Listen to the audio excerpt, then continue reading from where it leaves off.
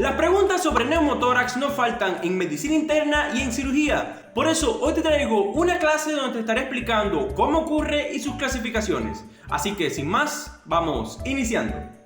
Lo primero que quiero que conozcas es que los pulmones van a estar cubiertos por una membrana serosa llamada pleura. Que dicha pleura va a presentar dos hojas, una pleura parietal y una pleura visceral. La pleura parietal que va a estar unida o pegada a la pared torácica, mientras que la pleura visceral va a estar unida o pegada también, pero en este caso a los pulmones.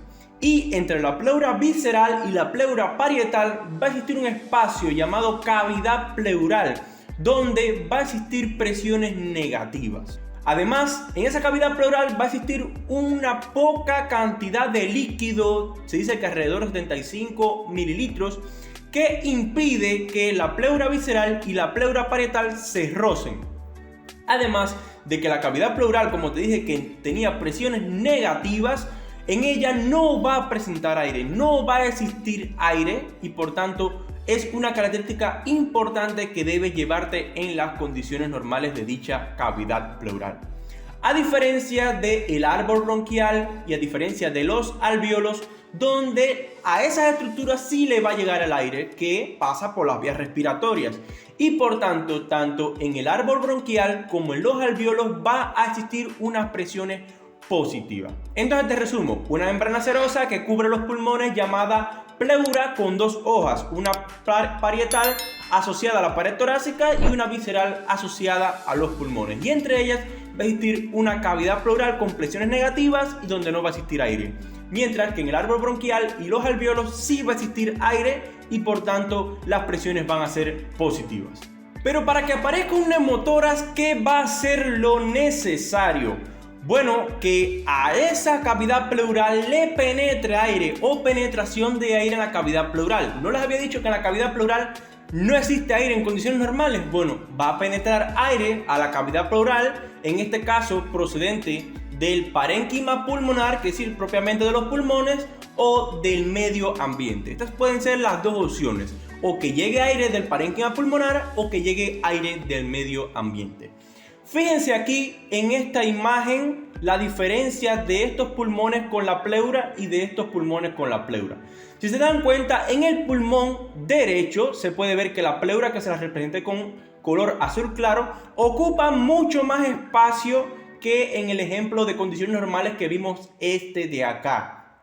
Entonces, esa pleura va a estar llena de aire. Miren cómo les representé el aire aquí con punticos blancos.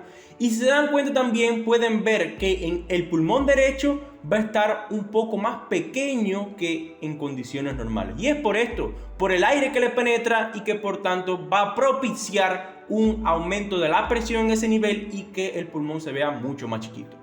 Algo importante del neumotórax es su clasificación. ¿Y cómo se va a clasificar ese neumotórax? Bueno, en espontáneo o en adquirido. Y dentro del espontáneo existen subclasificaciones, mientras que el adquirido puede ser de dos tipos, iatrogénico o traumático.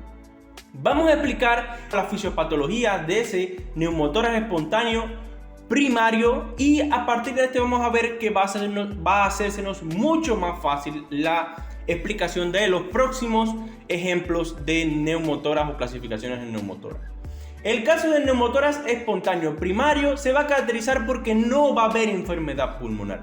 No va a ser una persona que va a tener asma, no va a ser una persona que va a tener un EPOC, sino que generalmente en pacientes jóvenes, pero que tengan asociado el uso del tabaquismo principalmente. ¿Y qué es lo que va a ocurrir en este neumotórax espontáneo primario? Bueno, que a nivel pulmonar y específicamente hacia el ápice o en la parte alta de ese pulmón van a existir unas vesículas, que esas vesículas van a estar cargadas de aire. Bueno, lo que va a ocurrir es que esas vesículas se van a romper, van a afectar la pleura visceral propiciando un espacio o una falla en esa pleura y por esa falla va a penetrar el aire y va a propiciar por tanto la aparición de un neumotórax o aire en la cavidad pleural. Pero si no te queda claro, vamos a ver cómo ocurre esto. Pleura parietal unida a la pared torácica, pleura visceral adosada a esos pulmones y una cavidad pleural con presión negativa. Esa cavidad pleural entre las dos, recuerden. Bueno, ¿qué va a ocurrir? De que va a existir una falla en esa pleura visceral, se va a romper por un pequeño espacio esa pleura visceral y por ahí va a empezar a llegar aire, va a penetrar aire hacia esa cavidad pleural. ¿Y qué va a propiciar el aire que penetra esa cavidad pleural? Bueno, que la presión ya no sea tan negativa, sino que vaya subiendo la presión y convirtiéndose incluso hasta ser positiva. Por tanto, resumo. Neumotórax espontáneo primario, no hay enfermedad pulmonar, son por la aparición de vesículas que se rompen y afectan la pleura visceral y que por tanto la cavidad pleural con la penetración de aire, con la entrada de aire, va a propiciar que la presión no sea tan negativa o incluso se convierta a positiva.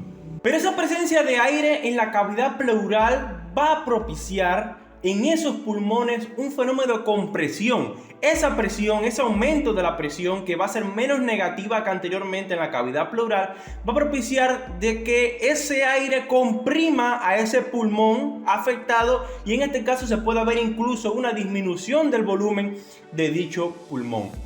Que esto se va a traducir en la clínica con un dolor torácico porque esa presión va a estar siendo muy fuerte ahí y además una polipnea compensatoria, quiere decir un aumento de la frecuencia respiratoria con el objetivo de compensar ese fenómeno fisiopatológico que está ocurriendo en dicho pulmón. Pero incluso puede ocurrir un colapso de ese pulmón, porque en ese momento esa igualdad de la presión pleural con la presión del árbol bronquial que propicia que el aire no se mueva, porque el aire se mueve de un sitio de mayor presión a uno de menor y por tanto no se va a mover aire en ese pulmón y va a ocurrir el colapso de dicho pulmón. Además de esto, la compresión y la disminución del volumen pueden dar otros fenómenos y van a ser tres. Primeramente, que en el pulmón colapsado, en ese pulmón que está lleno de aire, se afecte el intercambio gaseoso y por tanto se acumule dióxido de carbono, el cual va a pasar de ese pulmón afectado al pulmón sano. Y este mecanismo en el cual el dióxido de carbono pasa del pulmón afectado al pulmón sano y viceversa, se le va a conocer como mecanismo de aire péndulo.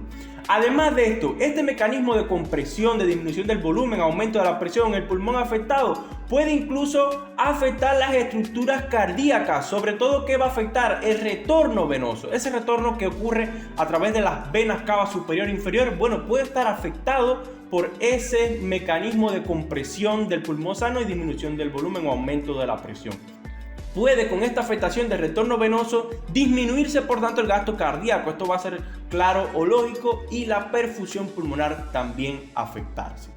Otra cosa que puede ocurrir además va a ser el fenómeno en el cual ese pulmón sano, en función de mantener las funciones fisiológicas normales del organismo, con un pulmón afectado, ese pulmón sano lo que va a propiciar es que se expanda mucho más en función de mantener el intercambio gaseoso que va a estar afectado en este caso. Durante la inspiración, ese pulmón se va a expandir muchísimo. Y por tanto, con esta expansión excesiva de ese pulmón sano, va a propiciar que las estructuras del mediastino se desplacen hacia el lado contrario, hacia el lado afectado. Y durante el proceso de expiración sea lo contrario, las estructuras del mediastino vuelvan hacia el sitio normal. A este fenómeno se le corresponde o se le conoce como bamboleo mediastínico, porque el mediastino va a estar desplazándose hacia un lado y después volviendo a su sitio normal. Entonces, importante que conozcas esto: fenómenos que ocurren por aumento de la compresión, aumento de la presión en ese pulmón afectado. Aire péndulo, que pasa dióxido de carbono del pulmón afectado hacia el sano y viceversa. Afectación del retorno venoso, disminuyendo el gasto cardíaco y la perfusión pulmonar, y el fenómeno de bamboleo mediastínico, donde se va a expandir ese pulmón sano, va a desplazar el mediastino hacia el lado afectado y durante la expiración vuelve hacia el sitio normal. Este mecanismo que les expliqué aquí, en el caso del neumotórax espontáneo primario, va a ser bastante parecido o igual para los demás o las demás clasificaciones del neumotórax, porque lo que va a diferenciarse va a ser la causa, que en este caso en el neumotórax espontáneo primario, que es el que les expliqué, no va a haber enfermedad pulmonar subyacente o ese paciente no va a padecer de ninguna enfermedad pulmonar, y en este caso la causa van a ser vesículas que se van a romper. Mientras que en las otras clasificaciones o en los otros tipos de neumotórax, vamos a ver ahora específicamente el neumotórax espontáneo secundario en el cual sí va a haber enfermedades subyacentes, en este caso una enfermedad pulmonar crónica, un asma bronquial, una tuberculosis pulmonar incluso, procesos de neumonía, fibrosis pulmonar, cáncer de ese pulmón afectado, y que la fisiopatología se va a repetir bastante, solamente que en este caso lo que va a propiciar estas enfermedades es atrapamiento de aire, no en este caso como las vesículas que están aquí, sino que va a atraparse aire, ese aire va a vencer la pleura visceral y va a propiciarse todo el fenómeno que vimos de compresión, disminución del volumen, aire péndulo, bamboleo mediastínico, afectación del retorno venoso. Quiere decir que va a ser bastante parecido, solo que en este caso va a cambiar la causa. Vamos a ver ahora en el caso del neumotórax adquirido y sus clasificaciones de iatrogénico y traumático. En el caso del iatrogénico, el neumotórax adquirido iatrogénico va a estar dado por algún proceder que se realizó, una toracocentesis, una biopsia hepática, que es decir, todo proceso que provoque una ruptura de esa pleura porque se pinchó en algún momento por un mal proceder y propicie por tanto la aparición de aire en dicha pleura. Este es el iatrogénico, que es decir, por algún fenómeno o algún proceder mal realizado por el personal de salud u otra persona que no esté capacitada. Mientras que el traumático va a estar dado por un trauma, y se lo voy a explicar aquí con dos ejemplos clásicos. En el caso de la fractura costal, en el cual hay una determinada con esa fractura, los extremos fracturados van a afectar ese parénquima pulmonar, quiere decir, se van a desplazar hacia adentro, pinchan el parénquima pulmonar e incluso la pleura visceral y por ahí sale aire hacia la cavidad pleural. Mientras que en el caso del traumático por herida con arma blanca, va a ser en este caso, una afectación importante de la pared torácica, una herida penetrante con arma blanca, va a pinchar, va a atravesar la pared torácica, va a llegar hasta el pulmón y por tanto va a afectar también la pleura visceral. Entonces, cuando exista un trauma en el cual no se afecte la continuidad de la pared torácica, se va a clasificar como cerrado. Mientras que cuando se afecte la continuidad de la pared torácica, se va a clasificar como abierto, porque hay una abertura que es visible a los ojos de, en este caso, la persona que esté examinando al paciente. Y ahora voy a explicarte algo que es importantísimo, que te lo preguntan muchísimo. El caso del neumotórax, atención. ¿Qué va a ser el neumotórax, atención? Aquel neumotórax en el cual el aire va a entrar a la cavidad pleural, pero no va a poder salir. Es decir, se va a ir acumulando aire hasta un punto en que la presión pleural va a ser mayor que la presión del árbol bronquial. Y mira aquí el ejemplo que les pongo. Miren cómo este campo pulmonar derecho va a estar ocupado en gran parte por el aire de esa cavidad pleural. Hasta tal punto que el pulmón derecho, miren cómo se ve mucho más pequeño que los ejemplos que vimos anteriormente. Bueno, la presión, como te dije, va a estar muy aumentada. Presión pleural por encima de la presión del árbol bronquial, hasta tal punto que provoca el colapso total de ese pulmón. Ese pulmón va a colapsarse, el pulmón afectado va a colapsarse totalmente, hasta un punto incluso en que va a ser tanto el aire acumulado en la cavidad pleural que va a desplazar las estructuras del mediastino hacia el lado sano. No es como el que vimos anteriormente en el neumotórax espontáneo primario, donde en función de mantener las condiciones fisiológicas, el pulmón sano, se expandía muchísimo más, desplazando hacia el lado contrario. Bueno, no. En este caso va a ser tanto el aire en el lado afectado que la presión va a ser tan grande que va a desplazar las estructuras del mediastino hacia el lado sano, ocurriendo un fenómeno llamado rechazo mediastínico, hasta tal punto que va a propiciar una compresión del sano. Es decir,